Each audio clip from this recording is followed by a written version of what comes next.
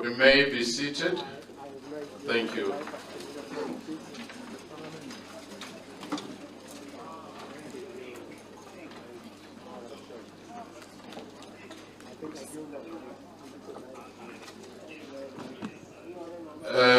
Without any waste of time, I just want to greet you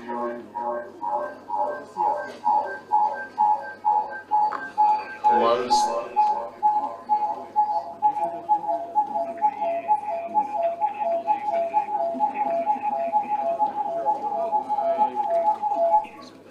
I suspect even the microphone doesn't want us to talk about anti-corruption.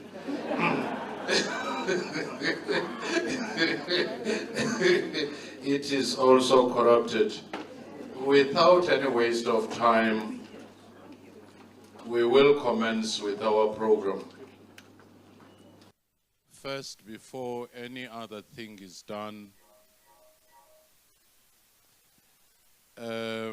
I just want to first greet you all. My name is Somado Dafikeni, the chairperson of the Public Service Commission. I greet you, Your Excellency, the President, together with your cabinet ministers. Our Chief Justice is here, members of Parliament, and key members from the security cluster, from civil society, and from all walks of life, academics, the diplomatic corps, people coming to represent their various missions. Good afternoon. Molweni. Ndimasiari. You see? How come when we have conferences that do not talk about corruption, the sound system seems to be so perfect? First, I'll just ask everyone who has a phone to put it on silent mode or plain mode. But if it is the older version that doesn't understand those instructions, you just remove the battery. As long as you remember the password. But some shopping centers, if you forgot it, the park number will be provided. So may I ask that we stand up so that we sing our national anthem.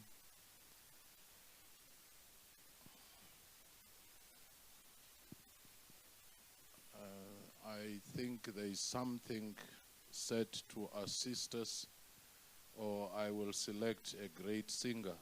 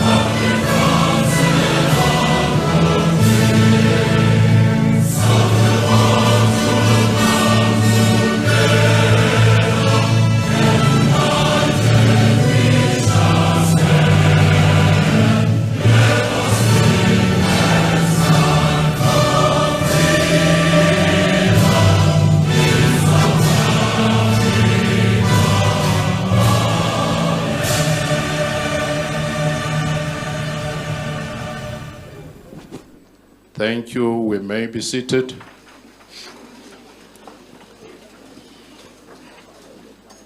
I'm hoping that 5 years from now, as we improve on singing the anthem without any assistance of machines, that will be a barometer to indicate our patriotism. Because for now you realize that we have become so reliant on the recordings. And yet you see in our sports competition matches people singing these without anything out of their memory. As I prepare to call the chairperson, before that we are going to play a video. I just want to start by saying there is a cancer that has been eating into our constitutional democracy post-1994. It's been eating on the gains that were made. All reports, the state capture and several other reports have pointed their finger on corruption. And that is the biggest threat to our national democracy.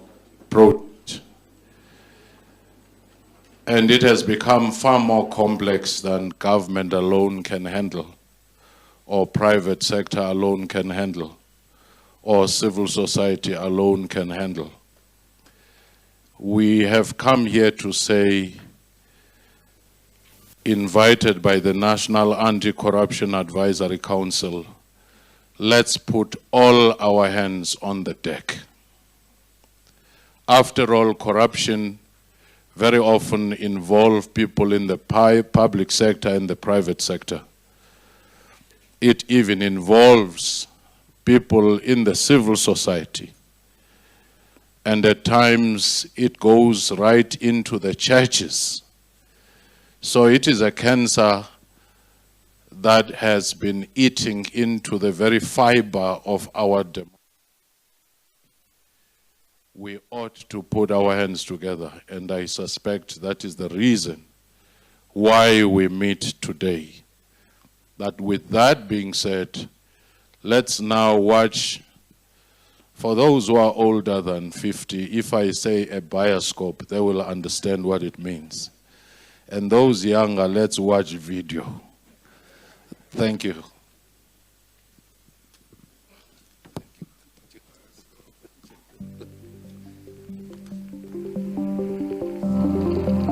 The council is appointed by the president to advise him on the implementation of the National Anti-Corruption Strategy, which was adopted by the cabinet 2 years ago. It's made up of councillors appointed from civil society, people with a record of activism and expertise in the fight against corruption. We want to improve the lives of our people. We want to live in a democracy which respects our rights. We want to live in a society based on the rule of law. We want to live in a society in which our leaders are people who symbolize our best selves, who represent our best hopes, who behave ethically, who behave as leaders of the people, who are accountable to the people. I think we can do that if we work together, if we implement this all government, all society approach, accept our responsibility, our collective responsibility, rather than simply pointing fingers.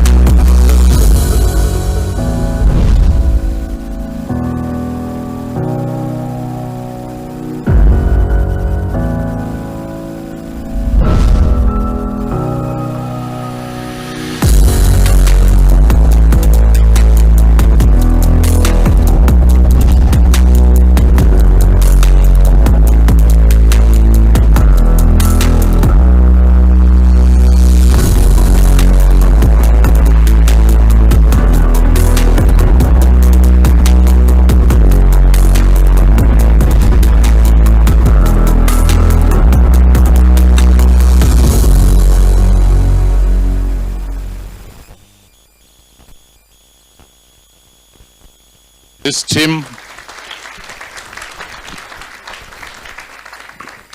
because this is the team of leaders drawn from all different sectors of society to help our country coordinate our efforts to fight against corruption.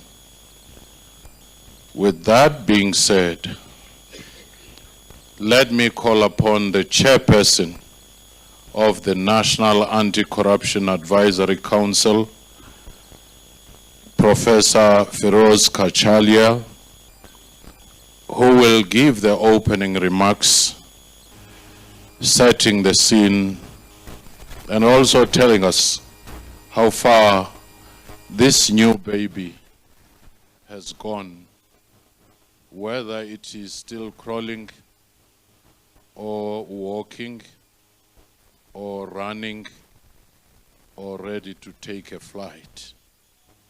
But as Martin Luther King Jr. said, if you can't fly, you must run. If you can't run, you must walk. If you can't walk, you must crawl, but by all means, keep on moving. Professor, the stage is yours. Thank you. Let's put our hands together for you.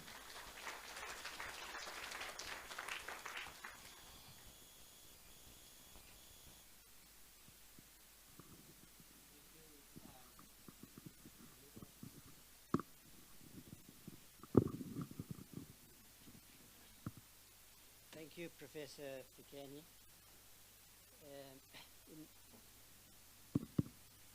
In my own case, people have difficulty distinguishing when I'm crawling or walking.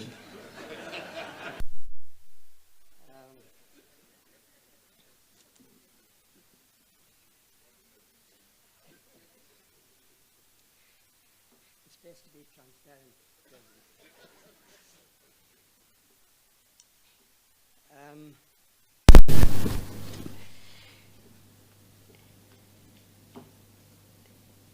Mr. President,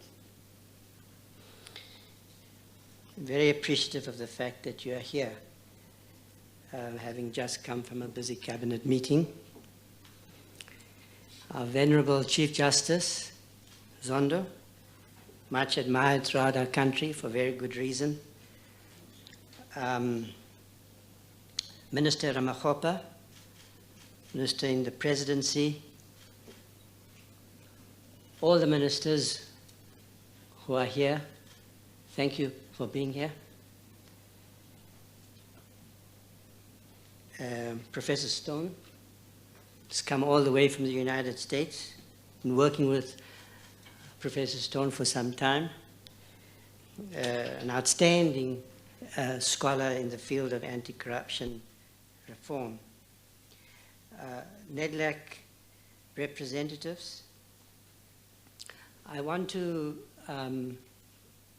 introduce, or not introduce, but just express my appreciation to all the councillors of the NACAC who've been introduced to you. It's been my privilege over the last year to work with them. These are all very hard-working, very committed people with expertise and passion for our country. We're hoping to share with you over the next 2 days the work that we've been doing.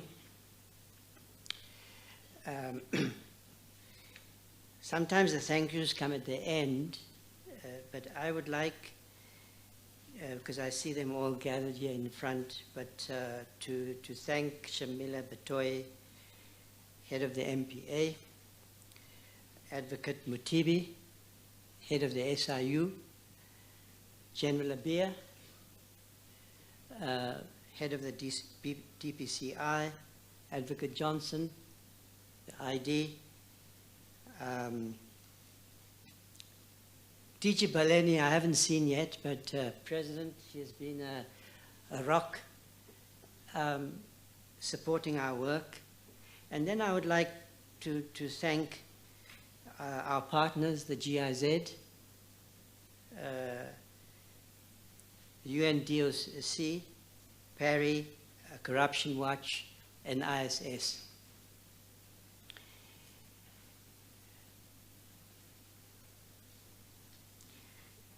Some of you would have noticed our logo.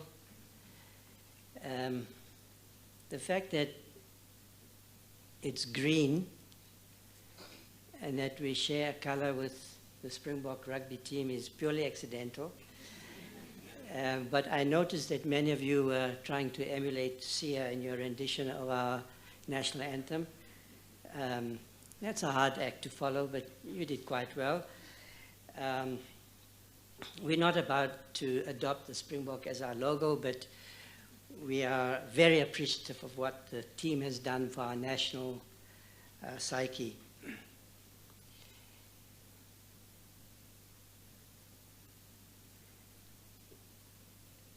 The next 2 days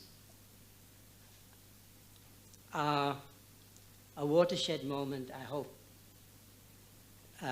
in the fight against corruption.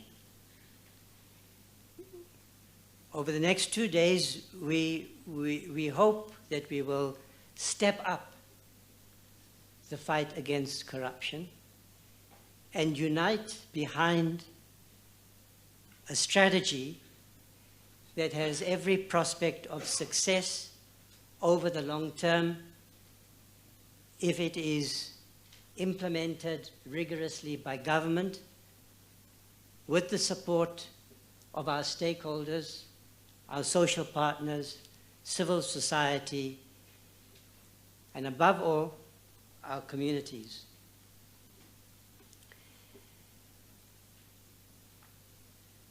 Two years ago, the Cabinet adopted a comprehensive, multidisciplinary strategy, which we are calling an all-government, all-society approach to fight corruption. It was a strategy adopted after extensive consultation with many of you who are now in this room today. It was a genuine partnership between civil society, experts, and senior officials in government.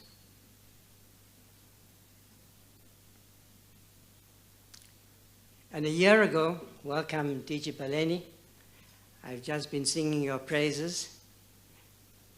The President adopted this council to advise him on the implementation of this comprehensive, all-government, all-society approach. For very understandable reasons, given the high levels of corruption, not least those exposed by our Chief Justice in his commission, there is a high expectation of accountability for those who have been guilty of corruption should be properly investigated and prosecuted and thereby to be held to account.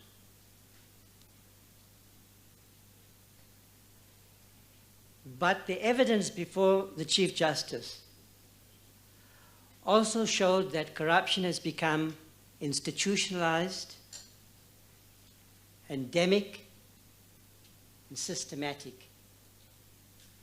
And when corruption reaches that point, law enforcement after the fact remains important but not sufficient.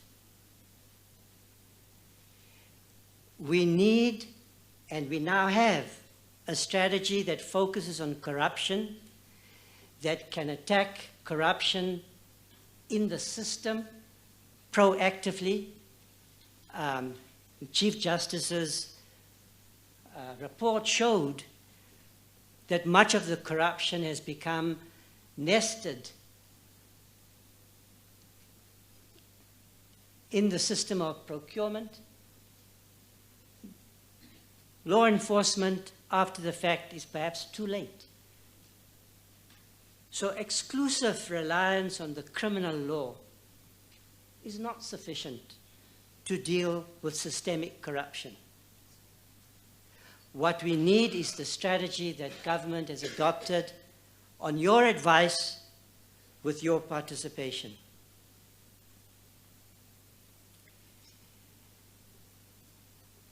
And what we need to achieve over the next 2 days is the step change. This recognition by our people, in the media, in all sectors of society, that we've got to throw our weight behind the only strategy that can work over time. Because we should also recognize there are no magic bullets here, no quick fixes. This is not a problem that we are going to resolve overnight. We can expect Shamila to do her job. I know she is, because we as a council have had the privilege of numerous engagements with them over the last year. But it's pointless to keep pointing fingers at our prosecuting authorities alone, because that's only part of the answer. While we focus on supporting initiatives to strengthen our capacity to investigate crime, professionalize the police service, increase the skills base, ensure that they're properly resourced, strengthen their independence, and so forth. So, what are our goals, our objectives over the next 2 days? We want to strengthen the consensus on what is a sustainable anti-corruption reform agenda, which embraces this all-society, all-government approach. So we all have a role, and we are all responsible. Let's own this strategy. I'm not speaking, I'm speaking out of real conviction. I think this is the right strategy. And I think Professor Stone will agree.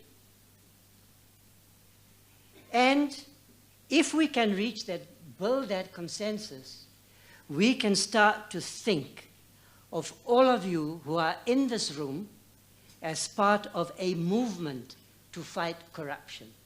Because one of the critical success factors, one of the pillars of the strategy, and one of the critical success factors recognized internationally in the fight against corruption is the involvement of your people, is their participation in these initiatives. Because it is the people who have to hold their representatives accountable. If we don't get that pillar in place, we will not succeed. So those are the two objectives we are pursuing. And this summit,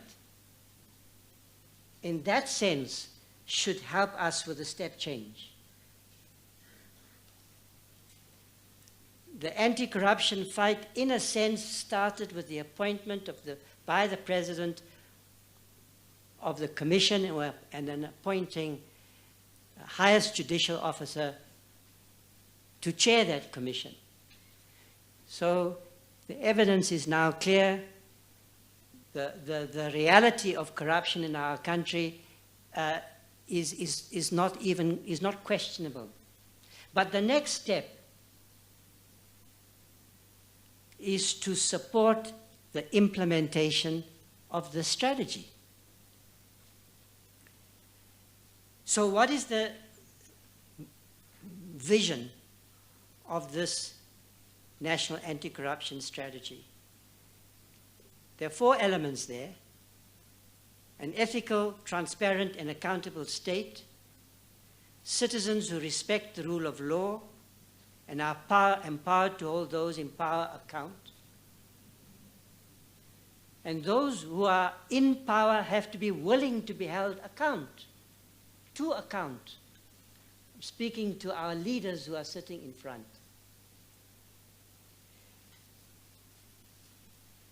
Zero tolerance of corruption in any sphere of activity, and substantially reduced levels of corruption. That's our vision. Because for any strategy, there has to be an orientation. We have a clear orientation about what we want to achieve and what we are capable of achieving, what is realistic to set as an objective. What are the strategic pillars of the strategy? Are they up there? Yeah. There are 6 of them. These pillars were the product of intensive work, consultation with civil society, experts in the field. We should be thinking about these pillars as interrelated elements of a holistic approach to the fight against corruption. So the first one, not accidentally, is that we want to promote and encourage an active citizenry. Whistleblowing, integrity, and transparency in all spheres of society. I said to you that that is the most essential element in the fight. Advance the professionalization of the public service. Of course, this is a huge task. This is not a task that's going to be accomplished overnight. But if this country's democracy is to be stabilized and consolidated, we know from our own experience, and not because we're borrowing advice from elsewhere, that that is what we need. We need a state that serves our people, that can deliver, that can comply with the Constitution, that can deliver services. That's why we need to professionalize the public service. It's going to take time, but if we are committed to that project, we will accomplish this goal. We want to enhance governance, oversight, and consequence management in organizations. For that, we're going to have to work with the department, we're going to have to work with the Public Service Commission. Problems of a lack of discipline in departments are apparently intractable, but if we aren't able to ensure that we have accountability within departments that are meant to deliver services, we're not going to succeed. So it is right that we emphasize governance and oversight, and that doesn't depend on what Shamila does. That depends on what the rest of us in the room do, or at least those of us who have responsibility in government. Improve the integrity and credibility of public procurement. It comes also out of Justice Zondo's commission. Strengthening the resourcing, coordination, performance, accountability, and independence of dedicated anti-corruption agencies. And there, let's stop pointing fingers, but let's make sure that the law enforcement agencies have the resources that they need, the independence that they need to ensure that that 5th pillar is an effective part of our anti-corruption strategy, and then to protect the vulnerable sectors, because we know that we have to eat this elephant piecemeal, but of course strategically, know exactly where to bite. The NACAC mandate, the National Anti-Corruption Council, which was appointed. Sorry, there is this sound here that is competing with the presentation. Can we assist? Because now it has become a detraction.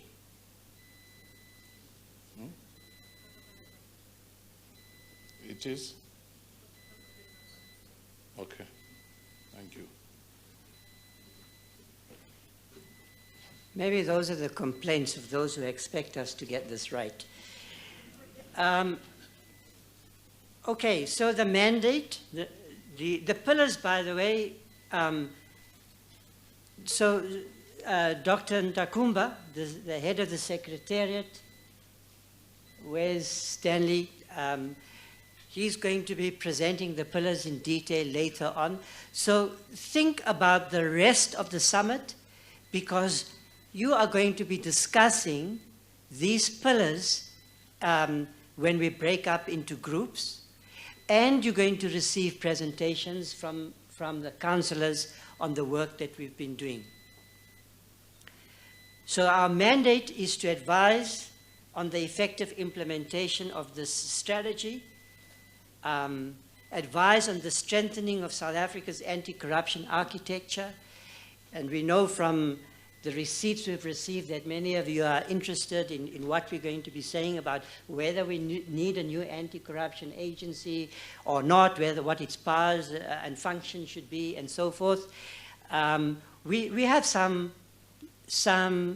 clear thoughts about this matter, which we're going to be presenting for your input, and we're hoping to make our first recommendations to the President on this complex matter by February next year. Host anti-corruption summits, which we're now doing. This is the first one, and as I say, we're putting a lot of weight on the summit for reasons I'm going to explain, and then advise on the implementation of the Zondo Commission's recommendations. So, Chief Justice, we are paying a lot of attention to your findings. We are considering them carefully, and I can indicate to you that we will shortly be meeting the Chief Justice, probably in the next 10 days or so.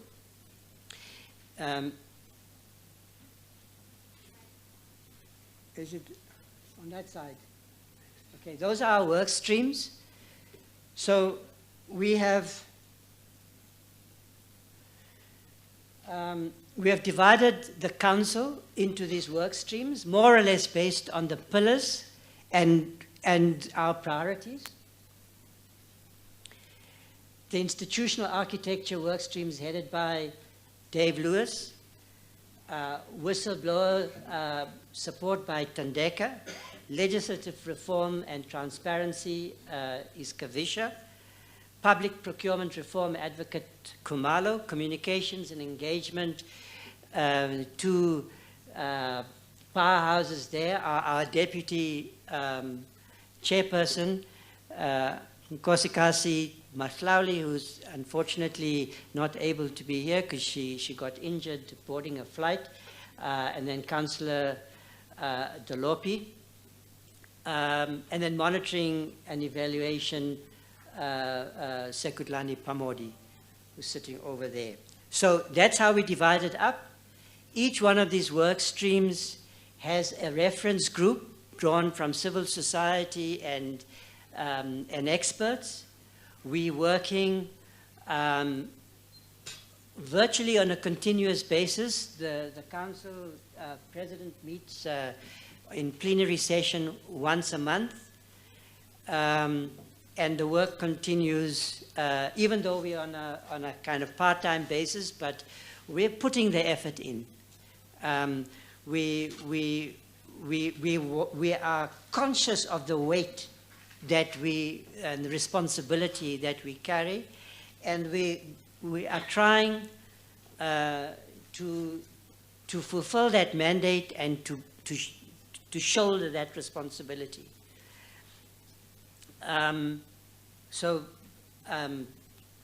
This slide just covers some of our work, which I've already gone into. We've also had a multi-stakeholder planning meeting in January. The council has visited 2 provinces already. We've had numerous meetings with all the law enforcement agencies, and let me explain why. Precisely because we have a sense of responsibility, we're not simply trying to borrow models by looking at other jurisdictions. We're trying to understand the institutional infrastructure as it currently exists. We have to be aware of what their interests are, what their perspectives are, in thinking about whether or not we need a new anti-corruption agency, and we have to understand the impact that any proposal we make will have. I mean, General Abia heads the DPCI. They are doing a lot of, I don't know how many cases you are currently running, General Abia. 21,000 cases. I learned about that, by the way. It became clear to me when I visited Limpopo and I started to understand how many cases of corruption are being investigated in that province and local authorities there. So we have to be thinking about what recommendations we make, what impact it will have on the DPCI, and likewise every other body. And I can tell you there are centers of excellence there. The SIU does tremendous work. And I think the MPA also deserves some credit for the progress they've made over the last 2 years. We've issued 4 advisories to the President, 2 on whistleblowing, 1 on political party funding. And I want to say, while the President is here and many of the politicians are here, I know that this is a matter on which many members of political parties, for very good reasons, because political parties need funding, will have reservations. But the international experience and our own experience is very clear. We have to ensure that party funding is accountable. We have to ensure that lobbyists, plutocrats, are not able to subvert the democratic process. That is essential. If there's one thing that we have to get right, is the regulation of party funding. If we want to avoid bigger corruption problems in the future. And again, I think the Chief Justice's, the evidence before you, sir, will have attested to that. And I want to be able to say so without fear or favor. I have a history of political activism, involvement in government, and so forth. I think that this is a no-brainer. It has to be done, and it should be done without reservation, without qualification. We have to do it. Some mix of public funding and all private funding should be accountable. We had 2 fantastic study tours to Kenya. Kenya, by the way, has very interesting experiences, a lot for us to learn from. They borrowed from our constitution. By the way, they now have their 2nd anti-corruption commission, Chief Justice, because the first one was dismantled. And the first one was dismantled when they started to tackle corruption effectively. So, President, no, it's a fact. So let's be very clear. We're going to travel this road. We may be setting up new institutions, and we have to make them future-proof. Nobody should be able to dismantle the institutions we set up to fight corruption. They did that in Kenya. They learned their lesson. They now have a new body in place. And by the way, Comrade President, that body is staffed with highly impressive people, very capable. I was proud to be an African, to visit their country. It's a fantastic country. They are doing it, and we can learn from them. And if we're prepared to, we might do it just a little bit better.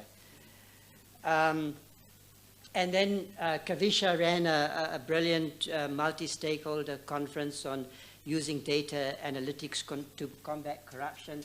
I think technology is going to be a big element of the fight.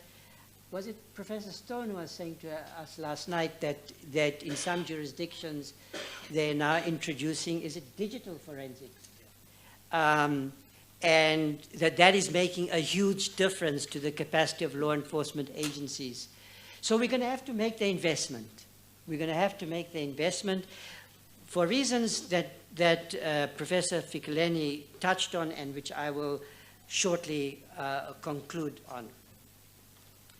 So what is the second objective of this summit?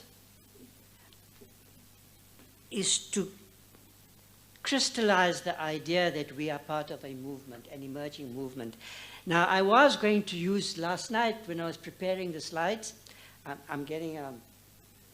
last night, I'm coming to an end shortly, but I have to have the punchline. I was going to talk about coalitions, President, a coalition. But then I thought maybe that's not such a good idea because it might scare you guys too much. So let's talk about a movement. That's language that we do understand. So what do I mean by a movement? I don't mean a formal organization with a leadership. We've already got a president. An informal type of movement which has a consensus that the national anti-corruption strategy should form the basis of the country's reform agenda. We should unite around the strategy, the implementation of the strategy. Develop a consensus on the goals, priorities, and sequencing of anti-corruption reform initiatives. We have to do it all, but we have to do it strategically by identifying priorities and being clear about the sequencing. What are the priorities? How are you going to eat this? Maybe procurement, because that's where maybe the biggest immediate challenge. That consists of social partners who share information, ideas, and perspectives with a view to facilitating independent and collective action on a voluntary basis, and which encourages a culture of zero tolerance. Now, this is where you started, Professor, I'm MD. Why is the fight important? Let's understand that it's got to do with the health care of our people, their basic needs, their safety and security, sanitation, our dignity. We are fighting to preserve our constitutional order. We're fighting to defend our democratic freedoms. And we're fighting for our country's hopes and dreams. So let anti-corruption be prioritized as part of our national agenda, and that depends on your active participation. Over the next 2 days, we're going to take, hopefully, important step-ups to build this movement and to extend this consensus around the country's anti-corruption agenda. Thank you all for your participation. I look forward to the deliberations over the next 2 days, and I hope that we can achieve the objectives we've set. Thank you very much.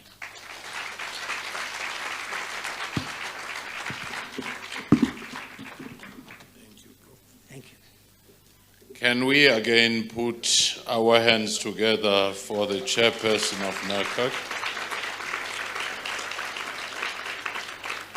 He's taken us through a journey of what they've been doing since establishment, and it looks promising and impressive.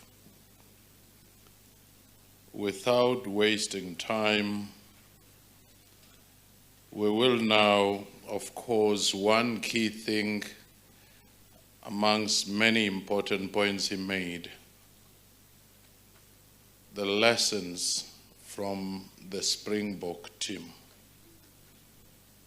How do they do it and win? Beyond just what they've done to the psyche of a nation. It's not just the people on the ground, it's the planning, and it's the whole ecosystem for success. And that in itself is very important. Now let's move without any delay to ask for our minister in the presidency, Minister Ramaphosa, to introduce our keynote speaker, who needs no introduction.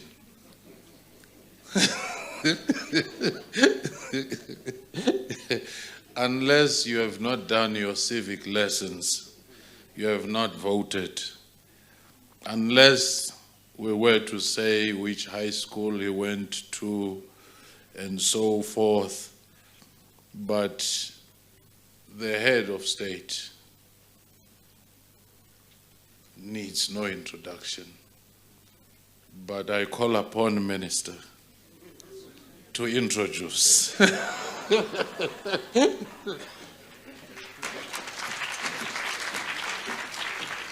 Good afternoon, ladies and gentlemen. Let me take this opportunity to thank you, Professor Fikeni. Let me also take this opportunity, of course, to acknowledge the President of the Republic of South Africa, who has also been appointed just now as the leader of the movement of anti-corruption. Congratulations. Let me also take this opportunity, of course, to also acknowledge the presence of Judge Zondo, and also to take this opportunity, of course, to acknowledge the presence of Professor Kachalia, as well as the councillors that are here today, and also take this opportunity, of course, to acknowledge the presence of my colleagues, ministers, deputy ministers, members of the diplomatic corps and development agencies that are here, ladies and gentlemen, colleagues, and members of this movement. The President have just told me that if I speak a lot, I'll be fired. So I don't want to be out of a job today. But of course, as Professor Fiken has already said, we do know the President very well.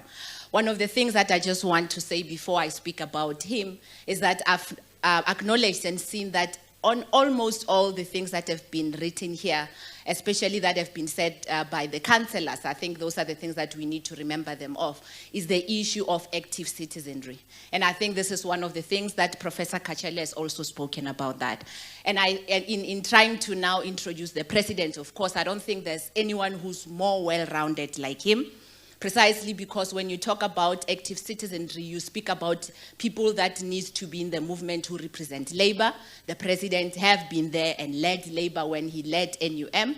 You also speak about civil society, and he's part of that because he has also led UDM. UDF, not UDM. We are also speaking about the political parties. He has led political parties. We are speaking about a well-rounded person that has also served in the state, the entire state, not only in executive, but also in the National Assembly. Then you also speak about someone who definitely is a true South African because he has made sure that he speaks to the issues of fighting against something that is depleting the moral of society, most especially because once you talk about corruption, you are going to talk about something that is enabling the state to be able to do what it does best, which is to intervene. So having said that, Mr. President, I haven't said much, so I guess I kept my job. Please join me as we welcome the President to come and address us today. Thank you.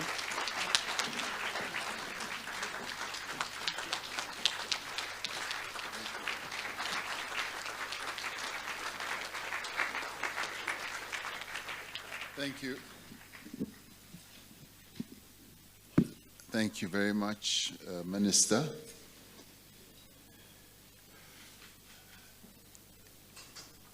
I'd like to start off by apologizing for a late arrival. As you heard, I was still busy with my day job, chairing a cabinet committee meeting, which was much longer than we had anticipated.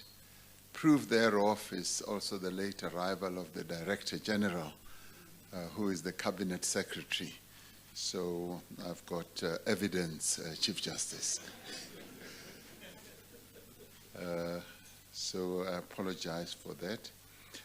When I said that to Professor Kachalia, he said, well, is attending an anti-corruption forum or summit, your after-day job. No, it isn't. It is my everyday job as well. So that's important for you to realize. So thank you very much, Program Director, Professor Fikeni, and I'd like to also acknowledge the presence here of Chief Justice Raymond Zondo and the chairperson, as represented through Professor Kachalia of the National Anti-Corruption Advisory Council. And I also want to recognize members of the council who are here present, as well as ministers and deputy ministers who are also in attendance. And I'd like to welcome Professor Stone, who is a guest speaker.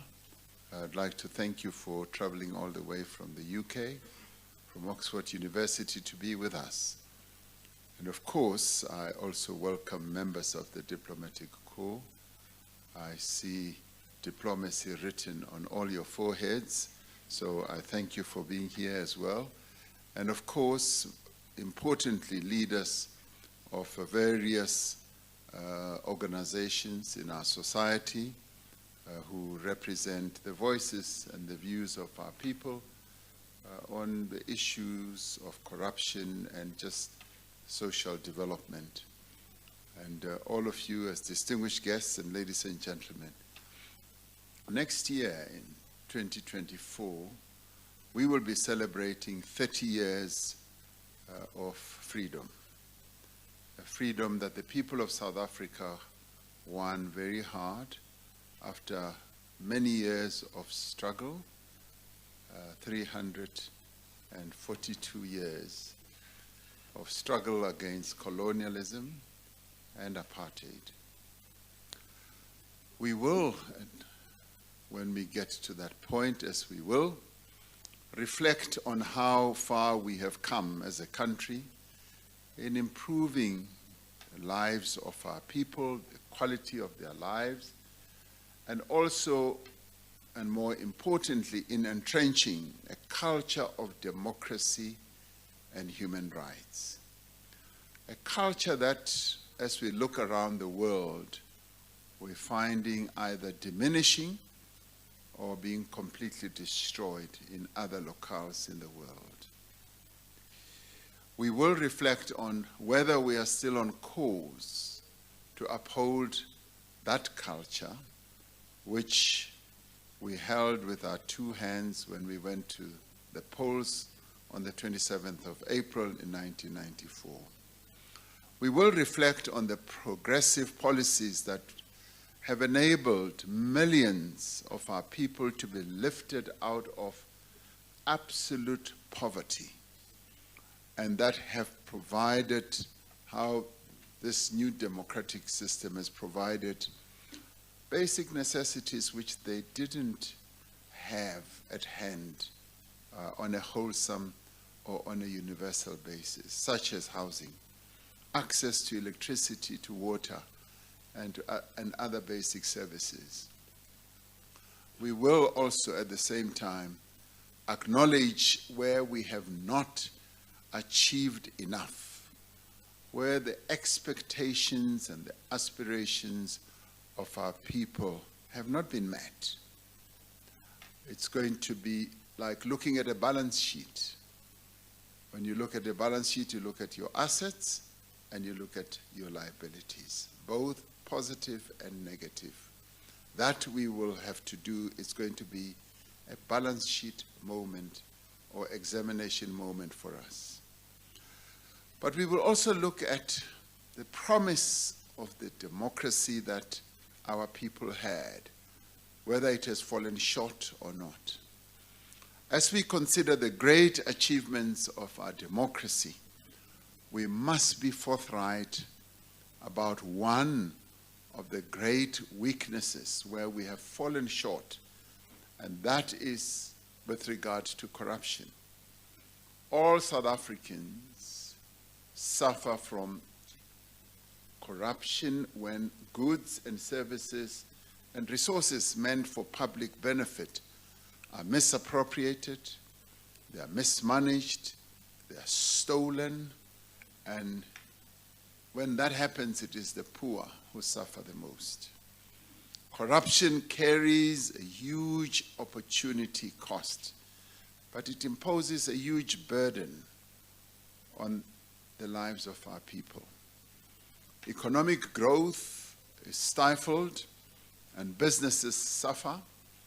Development stalls and institutions across the board, both in the public sector and in the private sector, also fail.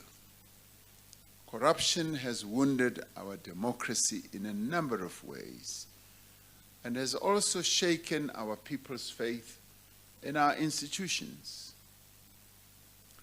If corruption is not curbed, arrested, or stopped, the greatest damage will not be in the funds that are stolen, and funds are stolen, or the jobs that are lost. It will be in damaging our democracy. It will be in making our people have less confidence and have less trust in our democracy. It is therefore our shared responsibility as we celebrate 30 years of democracy to build a society in which corruption is minimized or eliminated, in fact, has no place at all. To do so, we must challenge the contention that corruption is a creation of our democratic order. Because there are people in certain circles who believe that this is a new invention that came post-1994.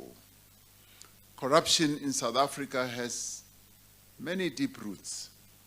As we have noted before, apartheid itself was both morally and materially corrupt.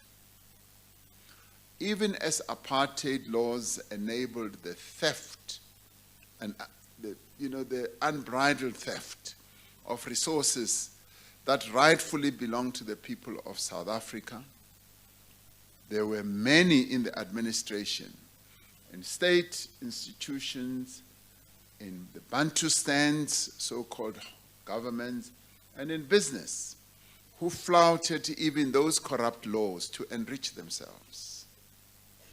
And sometimes we never give a moment to think about how corruption permeated all of society during the years of apartheid misrule.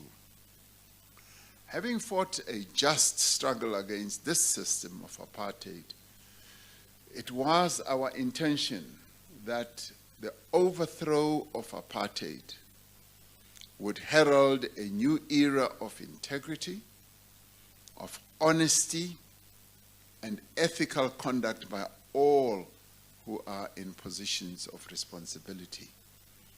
We sought not merely to change the political system, but to build a new nation on a fundamentally different moral code or foundation. Our Constitution, which embeds the values of social justice, human dignity, accountability, transparency, and the rule of law, is the most powerful instrument we have to fight crime and corruption. Often dubbed as one of the best constitutions in the world, this is the instrument that our people have at hand. The people of South Africa are the guarantors of the integrity of the political, social, and economic life of our country. After all, it was the people of South Africa in all their various formations who stood up against not only apartheid, but who also stood up against state capture, and who through their democratic institutions took action to have a commission established and took action to support the commission that had been established, even against difficult odds. Even when the head of that commission was being criticized, pummeled with lots of attacks, it was the people of South Africa who supported the work of that commission The establishment of that commission was an affirmation of the strength of our democracy. And this, in many ways, is what distinguishes us from a number of countries in the world. In a number of countries, corruption is endemic. People know that it happens. It happens even in your best so-called democracies. You know, when we went through, I digress for a minute, when we went through the COVID-19 PPEs, the personal protective equipment, and mistakenly, and that's where I sometimes say, yeah, we made a mistake.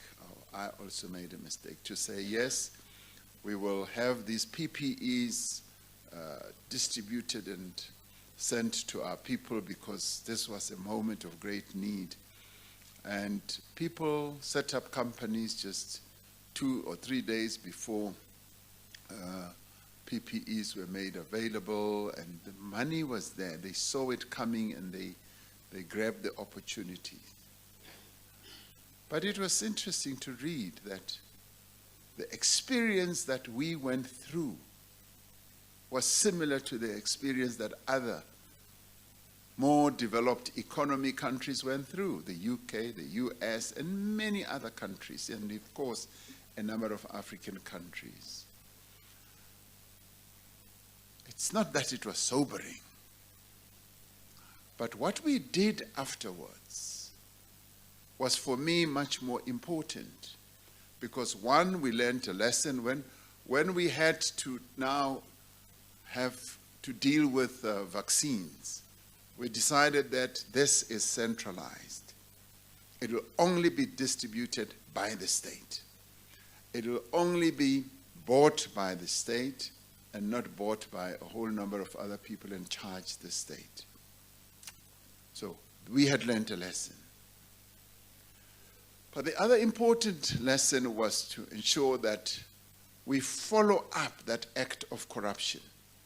We set up what we call the Fusion Center, which brought together the various corruption fighting and crime fighting agencies, from SARS, tax collector, right through to the National Prosecuting Agency and the SIU and the NP and the Hawks and all that. They worked together. And I often said, for the first time, we were able to have proper integration in tackling a particular problem in government, where institutions worked together to good effect. But what we did was also different from many other countries.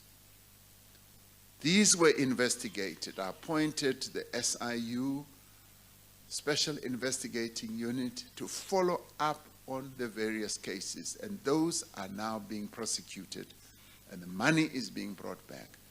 I haven't read much about those types of follow-ups in other countries. I have read what has ensued soon after the PPE were issued and the contracts were issued. This is based on how our democracy works and is meant to work. This is based on this solid foundation that we have and the instrument in the hands of our people, which is our Constitution. Now, there are many other things that we do which I find quite different from other countries. The work that is being done, for instance, by our public protector, law enforcement agencies, and we spoke about them, Professor Kachalia, you spoke about them. The SIU, for instance, the Special Investigating Unit, prior in the years,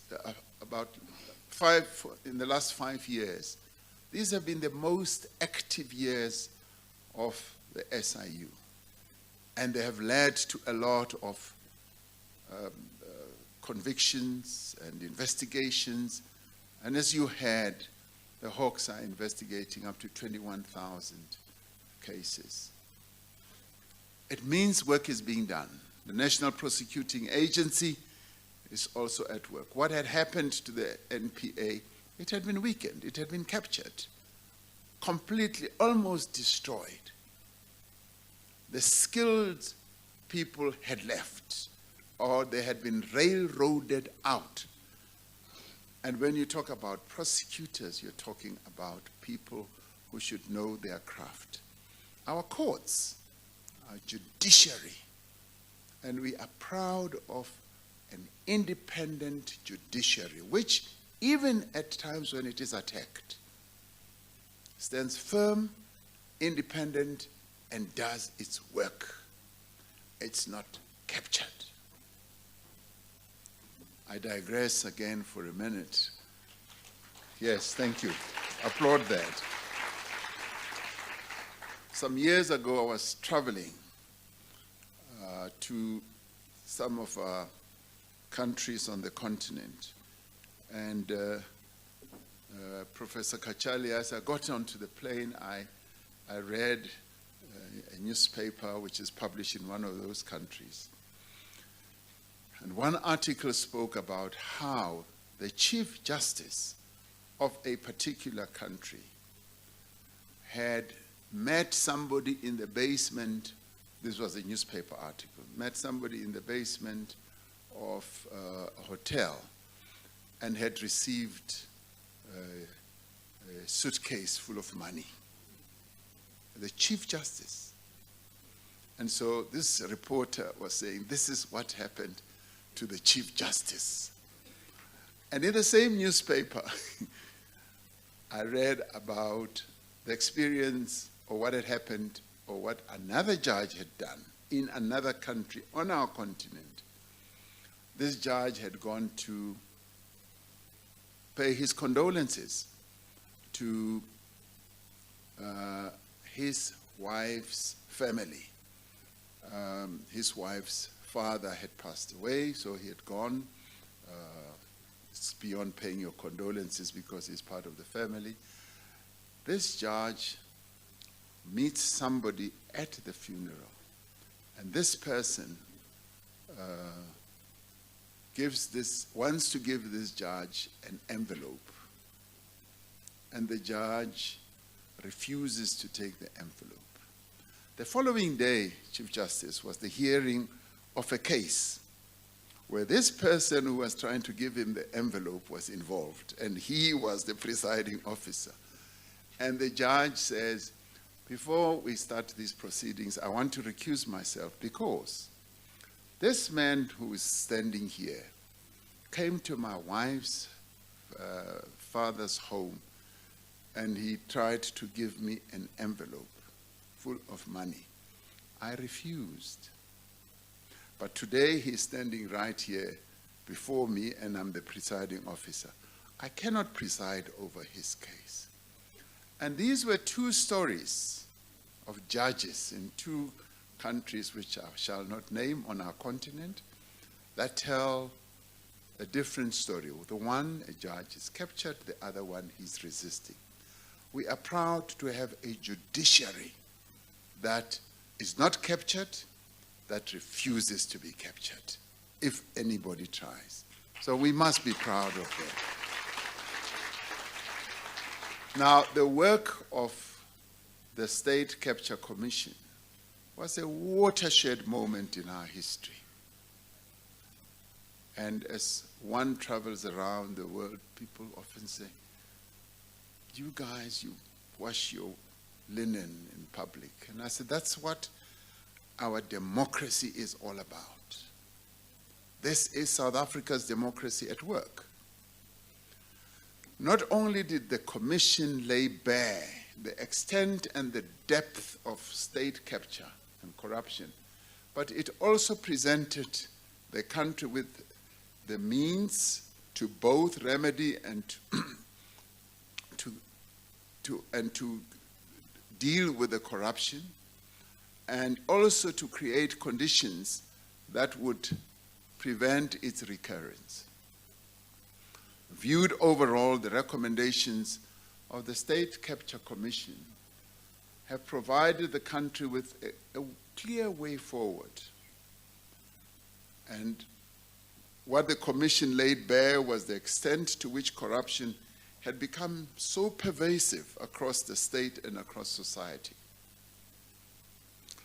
During the life of the commission, Justice Zondo would meet me as state president and come and say, President, we need more money. We need more time. And he kept coming, and I kept saying, yes, we'll give you more time and more money, because I saw the importance of the work. But one of the conversations that we then had was the limitation of the work that the commission was doing in terms of scope.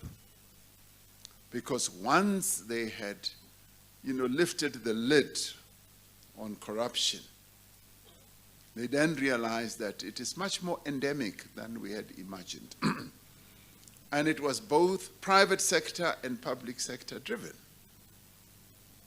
And it had many actors. As Professor Kachalia was saying earlier, many, many actors indeed. And one of the things he reflected on was, and which I also reflected on, was that it's not only at the national departments level or state-owned enterprises level. Much of it manifests itself at local government level. And we both bemoaned the fact that there wasn't enough time, there wasn't enough money, because that is where quite a lot of corruption resided. Now, all this means that we require a society-wide response that marshals all our resources, our capabilities, in a concerted effort to end corruption in all its forms. As part of this effort, last year I appointed this National Anti-Corruption Advisory Council to advise the government, and I would even say to advise all of us, on the necessary means to address the structural causes as well as the consequences of corruption in our country. Part of the work of the National Anti-Corruption Advisory Council is to provide advice on the implementation of the policy and institutional reforms contained in the recommendations of the State Capture Commission. Over the last 5 years, we have invested significant resources to rebuild the law enforcement agencies and other bodies that were devastated by corruption. And I often say to people, what Justice Zondo investigated, in many, many ways, is just the tip of the iceberg. And in fact, the full manifestation of state capture is the full impact of state capture is being manifested now. Because it is almost like, what do you call it? Is it an amoeba or an octopus that has tentacles that run all over and that grab? And you cut its head off, the tentacles still operate and they run. So we are having to deal with that. The state criminal justice agencies were debilitated, many of them were destroyed, and we are having to rebuild them.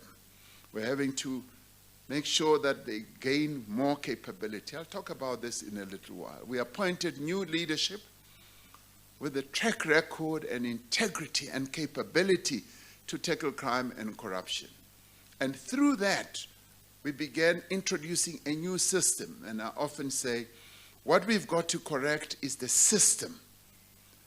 To correct and rebuild the system, thereafter appoint the right people, and after that, know that those people will implement the correct processes.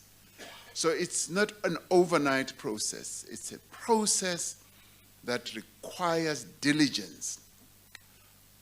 And in appointing those people, I have decided that we want to be as transparent as possible. We want as many of our people to get engaged so that it is not seen as the sole preserve of the president, where the president will appoint people that he preserves who will foster his own intentions. We are now in the process of developing legislation that will insulate the appointment and removal processes for key positions shown to be vulnerable to state capture. In 2018, we established the NPA Investigating Directorate to focus on state capture and other serious crimes. And this used to be called in the past the Scorpions, and they were dismantled. Now it is more or less, and with the nice bells and whistles, going to do the work that is going to focus on corruption. We established the special tribunal to enable the special investigating unit to fast-track the recovery of public funds. In November 2020, Cabinet adopted the National Anti-Corruption Strategy with 6 strategic pillars anchored, and we anchored the deliberations of this national dialogue. That will anchor your deliberations. The strategy is an anti-corruption compact, since it is all of society, as I've said, that must get involved in this fight against corruption, both in the state, in business, and in society, as also alluded to by Professor Kachalia. Now, the strategy fills an important gap in that it focuses on preventative measures that complement the actions of our law enforcement agencies and other constitutional bodies in responding to corruption. The strategy aims to stop corruption before it occurs. In my discussions, and our discussions even in cabinet with the Auditor General, I once raised with the Auditor General, you audit, that's what auditors do. They audit the after effect of any financial transactions. And I said, is there no way where we can predict where this is going through your audit processes and come up with clear measures to stop this plane from crashing? And we effected a legislative amendment to give the Auditor General more or less that capability as well, and we need to strengthen it. The areas the strategy covers include ethical leadership, protection, and support of whistleblowers. Now, this is where the National Anti-Corruption Body has now come forward, as Professor Kachalia was saying, with really good and effective recommendations, which we are going to implement, how we should protect whistleblowers. Because in our own country, we know that when whistleblowers speak out, they are targeted from internal structures as well as from external structures. Some of them are even killed and have been killed in the recent past. So they have come up with very good strategies or recommendations of doing so.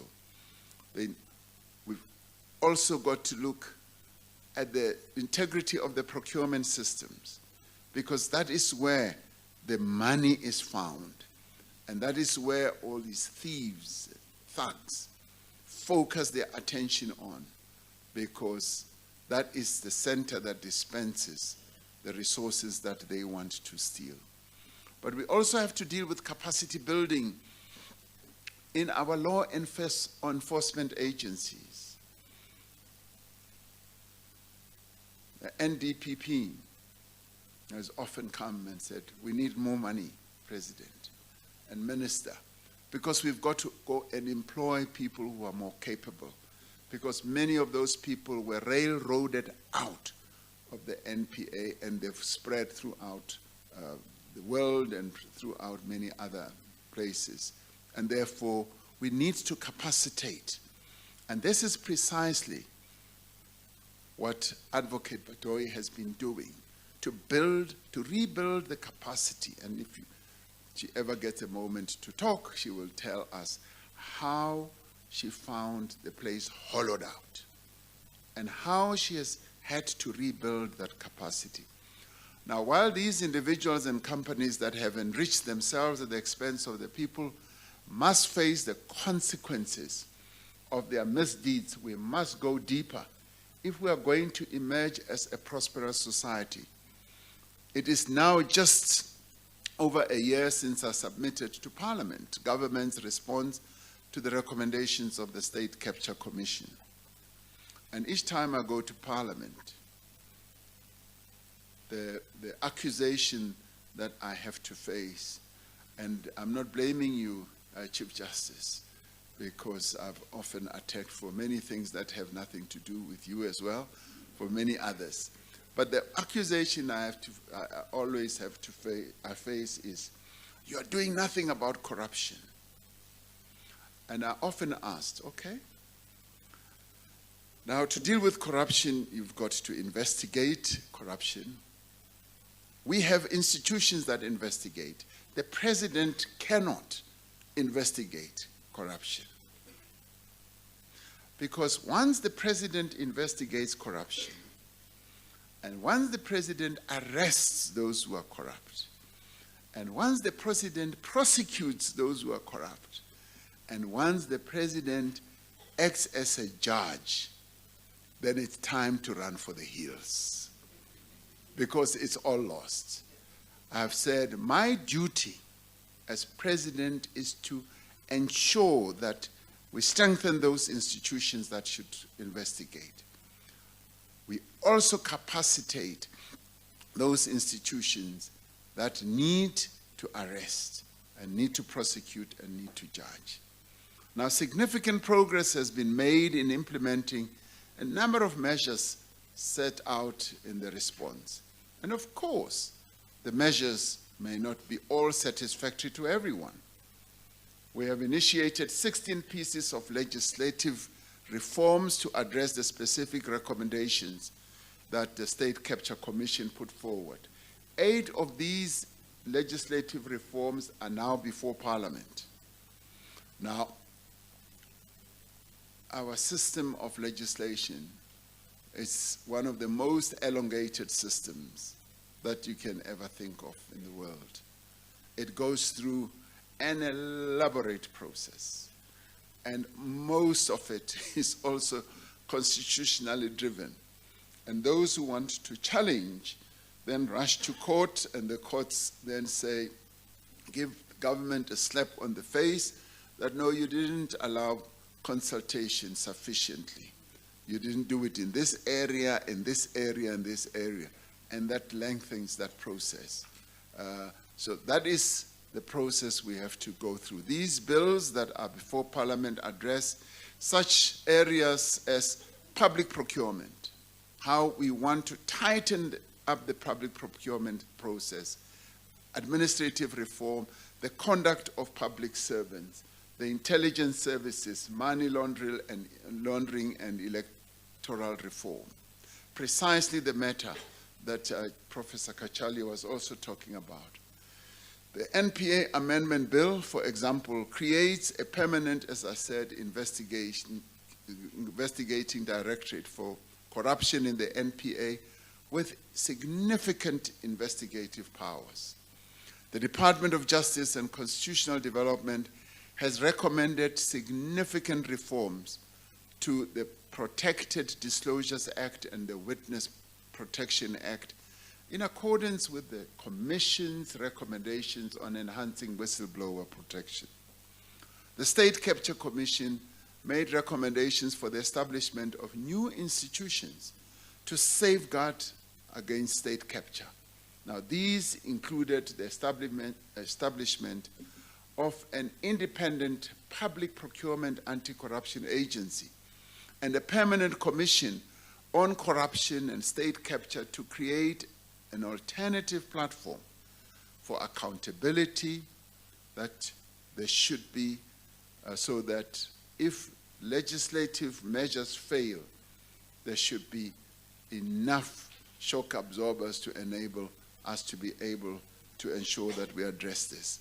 These and other proposals are the focus of an intensive process of research and consultation, also by the National Anti-Corruption Advisory Council, as you heard.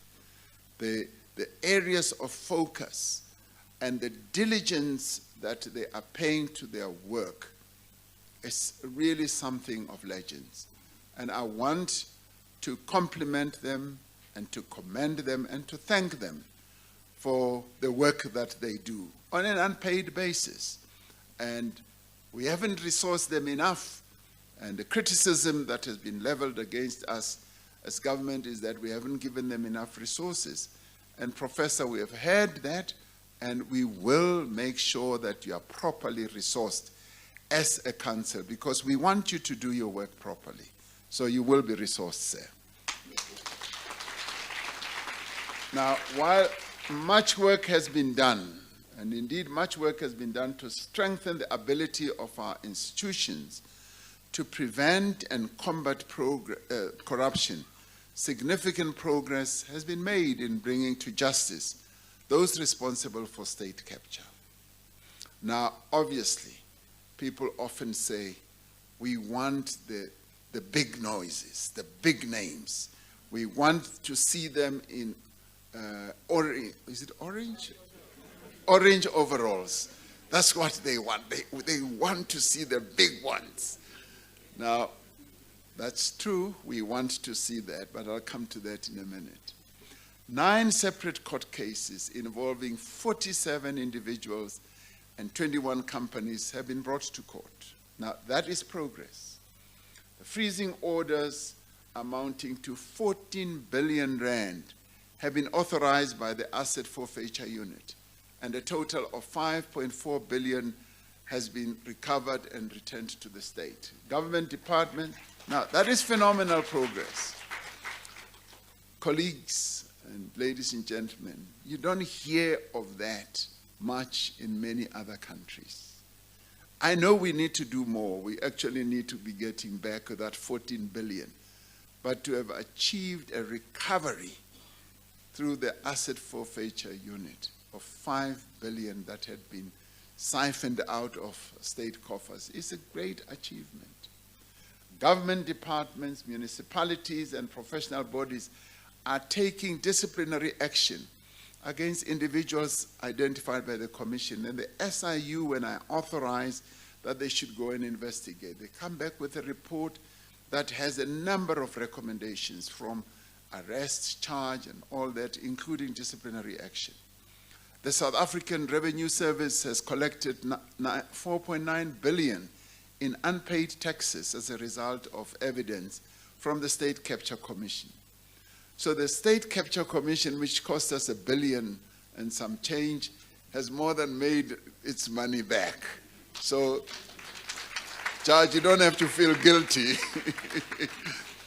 While there is a long road ahead, and there is a long road ahead, the fight against corruption is gaining momentum.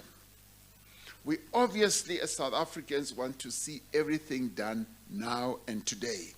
And I will refer to a particular experience of another country in a minute. So this dialogue is a valuable opportunity for us to mobilize all key stakeholders, to mobilize them behind this effort, from civil society, business and labor, to academia, and to ordinary people in our streets and pathways of our rural areas, as well as government and political parties. So we meet here as diverse constituencies, but with a common purpose. Now, I want to refer to the recent paper by a renowned analyst, Mr. J.P. Landman, whose writings I quite enjoy, because he's both critical of what we do in government, but he also acknowledges the progress that we are making. His most recent paper or newsletter, and I want to quote what he said. He says, in 2021, 2 researchers published a paper on a period of rife corruption in the United States between 1865 and 1941, he writes. They distilled 4 lessons from that period. Their first finding was that it is possible to make a transition from a systematically corrupt political system to a system in which public corruption is aberrational. Now, some of us who are interested in the histories of various countries, which is often depicted either in the bioscopes, or movies, or videos, as well as in writing, will remember how during a period in America, gangsters and all manner of thugs and thieves were just running riot. So they looked at 1865 to 1941 and said corruption was endemic all over. And the paper specifically rejected the notion that an entrenched culture of corruption is virtually impossible to dislodge. And he writes, South Africans can take comfort from this, because at times we think that what we are going through is unique, and many other countries have never gone through it, and we will never get out of this. Secondly, he writes, the US transition away from systematic corruption was incremental, was also uneven and slow. There was no big bang moment. Some you win, some you lose. Again, South Africans can relate to this as we consider the first state capture case, the Nulani case, which the NPA is now appealing, which when the case was lost, everybody just piled criticism on the NPA and said, you see how useless they are, because for a technical reason they had lost a very important case which they are now appealing. And people also talk about the fumbling on TV of the prosecution in the Senzo Meyiwa trial, and such defeats, he says in his paper, are painful, but are not the end of the story. Thirdly, he says, reduction in systematic corruption coincided with a substantial, that is in the US, with a substantial expansion of government in size and power. That is more resources going into the fight. Beware the budget cuts, he says, for the NPA and the courts. That we've become alive to. Because the more we shortchange and short budget the NPA and the courts, the more they will not be able to fulfill their mandate.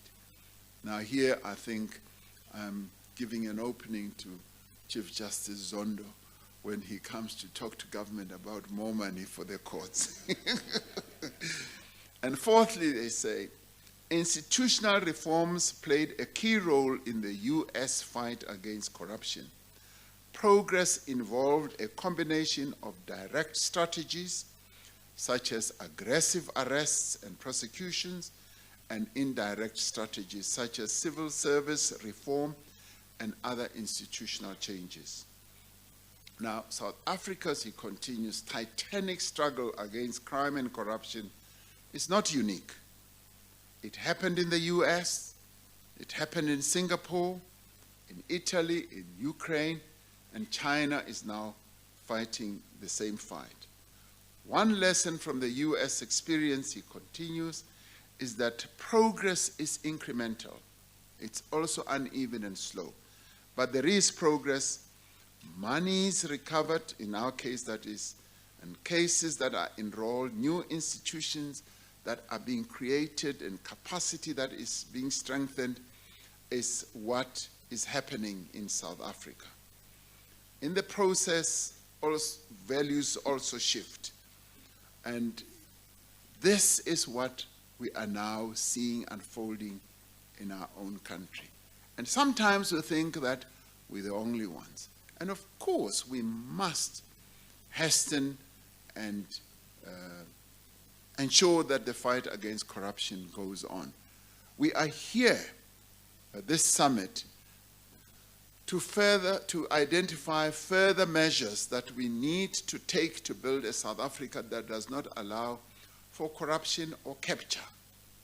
We now know what state capture has done to our country, and we're continuing to live through the after effects of state capture. And it is a place where we never want to go back. We are here to strengthen our shared determination to build an ethical society founded on the values of our Constitution. Now, I can only wish you a successful dialogue. And as Professor Kachalia said, that this is a very important moment in the life of our country when we will talk about further strategies that we need to embark upon to fight corruption. And let it be said that the fight against corruption is not only for the SIU, the police, the Hawks, the NPA, or our courts. It's a societal fight. It's not only what the president does, it's all of society. Now, all of us must engage in this, and I want to remind us, the State Capture Commission would most probably never have been appointed had the people of South Africa not stood up and said, enough is enough. It would never have been appointed. And if the people of South Africa had not rallied behind the commission when it was being attacked, and when people, some of them in high positions, were even saying it must be closed, the people of this country said, no, we're not going to allow that. So similarly, the fight against corruption is all of us working together. And I often say, when it comes to crime as well, as I end, when it comes to criminality, we've got 95,000 police in our country. We are adding. Between last year and this year, we're going to be adding up to 30,000 even next year.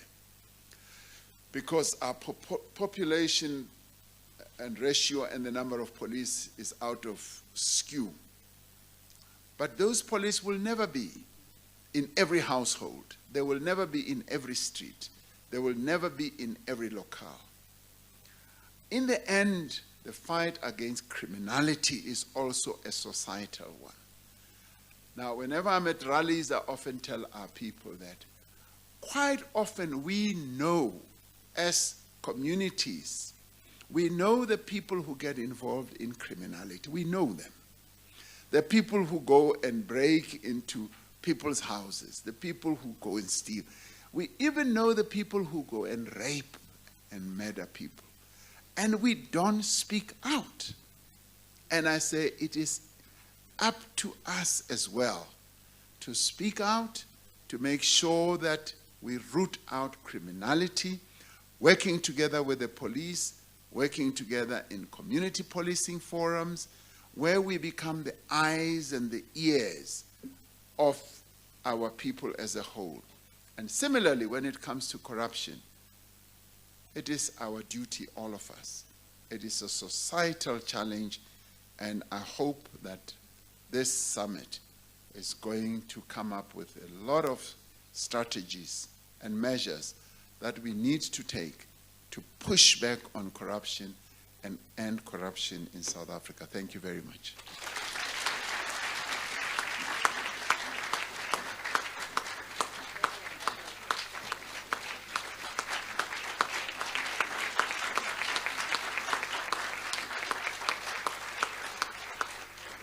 Thank you. Our first citizen has spoken, reflected, and for the council, they say, help.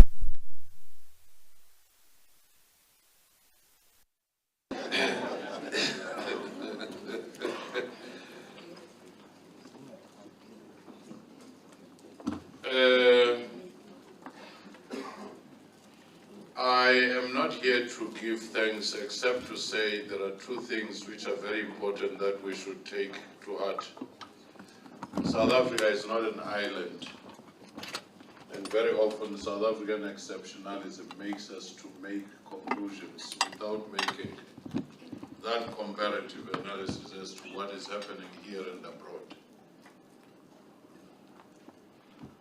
And the second one, it's a clarion call. This is everybody.